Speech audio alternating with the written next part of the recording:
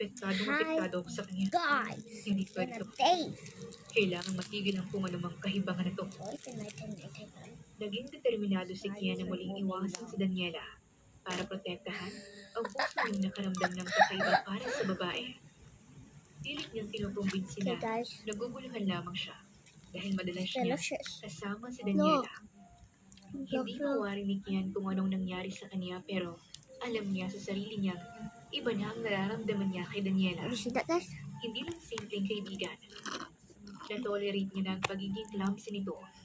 Imbis na mainis ay natatawa lamang siya That guys, at that naayusin ang dumi o noise. kalat na nagawa ni Daniela. Sorry guys. Pasensya na talaga sir. Hindi ko alam kung bakit parang bagyo itong mga kamay ko. Just put it there. Napapakamot sa ulo na paghingi ni Daniela ng tawad nang mabasag niya ang paboritong tasa ni Kian. Kumiti lang ang binata.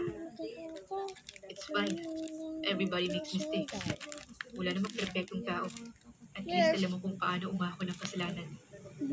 If we're gonna end the video, bye.